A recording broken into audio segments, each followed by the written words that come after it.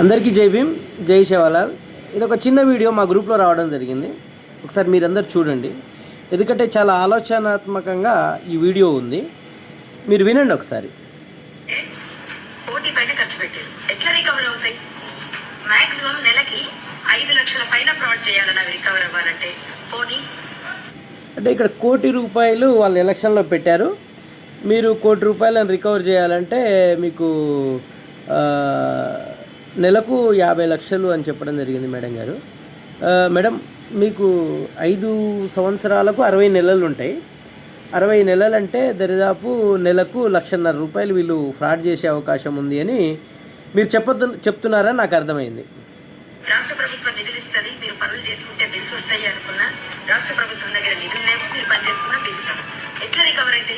మీ families run అవ్వాలి, మీరు మళ్ళీ వినాయక చవితులకు దసరాలకు పెట్టే అమౌంట్ రావాలి, మీరు సంపాదించేది పక్కకు పెట్టండి. ఇది రికవర్ అవ్వాలంటేనే నెలకు 5 లక్షలు అవుతుంది. ఎట్లా రికవర్ అవుతుంది నాకు అర్థం కావట్లేదు, నిజంగా చెప్తున్నా. 3,000 ఇచ్చినోడు కోటు పడుతుంది, 2,000 ఇచ్చినోడు కోటు పడదు, ఫుల్ బాడీ ఉన్నప్పుడు కోటు పడుతుంది, హాఫ్ బాడీ ఉన్నప్పుడు కోటు పడదు, బిర్యానీలో మటన్ వేసినోడు కోటు పడుతుంది, చికెన్ వేసినోడు కోటు పడుతుంది. ఇంత ప్రజలు ఉన్నప్పుడు ప్రజలు నాకు నిజంగా ప్రజలు అర్థం కాలేదు. అన్నిటికన్నా నేను బాధపడ్డ విషయం ఏంటంటే బీటెక్లు ఎంటెక్లు చేసి కూడా జస్ట్ 2,000 ఇచ్చి ఒక బిర్యానీ పెట్టి బ్లాక్ డాక్ ఇస్తే ఓటేసి ఇంత దౌర్భాగ్యపు వ్యవస్థలో. అంటే ఈ వీడియో మా గ్రూప్లో రావడం, ఒక నాయకుడు పంపడం అనేది జరిగింది.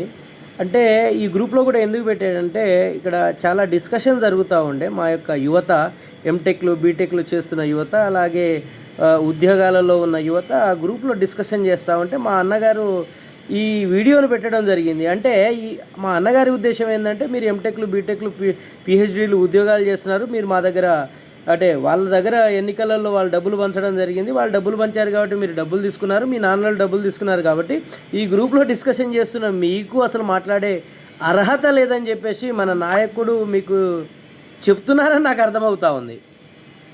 చదువుకున్న వాళ్ళు ఉన్నప్పుడు ఎవరైనా ఏం చేయగలుగుతారు? దేశంలో మాత్రం నాయకులను ప్రశ్నించే హక్కు మీకుందా? చదువుకున్న యువకుల. సో మా అన్నగారు ఏం చెప్తారంటే, చదువుకున్న యువకులారా, డబ్బులు తీసుకున్నారు, మీకు మాట్లాడే హక్కు కానీ, మీకు అడిగే హక్కు కానీ, ఇలా గ్రూప్లలో మాట్లాడే హక్కు కానీ ఉందా అని అడుగుతున్నారా అని నాకు అనిపిస్తూ ఉంది. మరి మీకేమనిపిస్తుందో నాకు అర్థం కావట్లేదు. నాయకులని నిలదీసే హక్కు ఉందా? లేదు. మీకు ముమ్మాటికి హక్కు లేదు. నిలదీస్తే నిజంగా చెప్తున్నా, అది మీ తప్పు కూడా. నేను చెప్తున్నా, ఏ హక్కుతో అడుగుతారయ్యా మీరు గెలిచిన నాయకులని? ఏ హక్కుతో అడుగుతారు? గుర్తుందా? నిజంగా చెప్పాలంటే 2,000 ఫుల్ బాటిల్ బ్లాక్ డాక్. ఇప్పుడు గ్రూప్లో ఇంత డిస్కషన్ జరుగుతున్నప్పుడు ఇట్లాంటివి పెడితే అంటే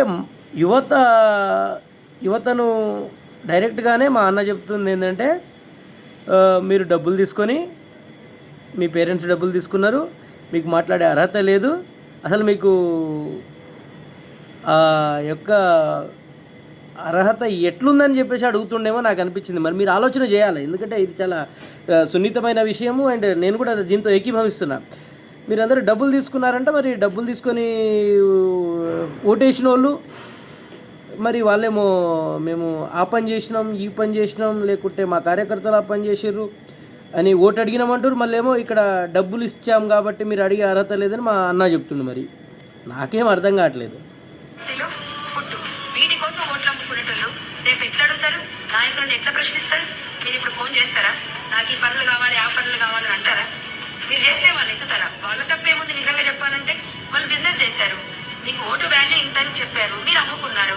ఇంకెందుకు? ఒకసారి అమ్ముడు పోయిన తర్వాత ఇంకెట్లా? సో మా అన్నగారి ఆలోచన ఏంటంటే, మేము మీ ఓట్లను బిజినెస్ చేసి కొనుక్కున్నాము, మేము ఎక్కువ డబ్బులు ఇచ్చినాం కాబట్టి మీరు మాకు ఓటేసారు కాబట్టి ఈ 5 సంవత్సరాలు మేము మమ్మల్ని ఏం అడగొద్దని చెప్పేసి మా అన్నగారు మీకు చెప్తున్నారు. మరి మీరు ఏకీభవిస్తున్నారా లేదో నాకైతే అర్థం కావట్లేదు.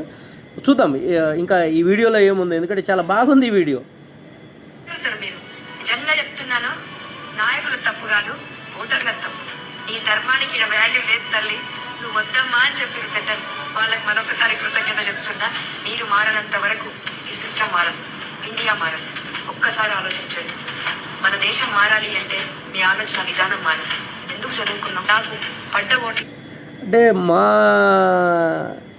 ప్రజలు తెలియక పాపం డబ్బులు నీడుండి కాంశీరామ్ గారు చెప్పినట్టు my people are moneyless, my people are mindless and end of the day my people are masterless. కాబట్టి మా పిల్లలు కానీ మా ప్రజలు కానీ మొదటగా డబ్బుకు అమ్ముడు పోతారనమాట యాక్చువల్లీ అని కాంశీరామ్ గారు చెప్పడం జరిగింది. అంటే నేను చెప్పట్లేదు, మహానుభావులు బీఎస్పీ పార్టీ జాతీయ వ్యవస్థాపక సభ్యులు మరి ఆ మాట చెప్పిర్రు. మరి అది ఇక్కడ నిజం అవుతా ఉంది. అంటే ఇక్కడ ఈ నాయకుడు ఓటుకు డబ్బులు ఇవ్వనంత వరకు వాళ్ళు కరప్ట్ అవ్వరు. కానీ ఈ నాయకుడు ఇప్పుడు దీక్ష బోధన చేస్తున్న నాయకుడు మొన్నటి నుంచి వచ్చి ఎన్నిసార్లు ఈయన డబ్బులు ఇంటికి పోయి తీసుకొచ్చిండా లేకుంటే వాళ్ళే ఇలా ఇంటికి వచ్చి అడుక్కొని వెళ్ళిరా అనేది నాకు అర్థం కావట్లేదు ఈ వీడియోలో.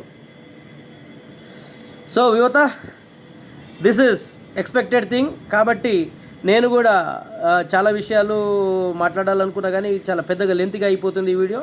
అయితే ఇక్కడ ప్రజలు, నేను ముందే చెప్పిన అనమాట, మీరు ఇట్లా చెప్తారు, వీళ్ళు మీకు అడిగే అర్హత ఉండదని చెప్తారు, అన్నీ చెప్తారు. కాబట్టి ఒక్కసారి ఆలోచన చేసి చూడండి అని చెప్పేసి నేను చెప్పడం జరిగింది. మరి ఇప్పుడు క్లియర్ కట్గా ఇది 5 సంవత్సరాలు మీరు మాట్లాడొద్దని చెప్పేసి మా అన్నగారు చెప్పడం జరిగింది. మరి మీరు దీంట్లో ఏకీభవిస్తే మాట్లాడండి. అండ్ ఒకేసారి ఇంకా ఆయన ఆ వీడియో పెట్టంగానే గ్రూప్లో జరుగుతున్న డిస్కషన్ కూడా ఆగిపోయింది. మరి ఒకసారి మీరు ఆలోచిస్తే బాగుంటుంది. మీరు ఏమనుకుంటున్నారో కూడా కామెంట్ల రూపంలో చెప్పండి రా భయ్యా.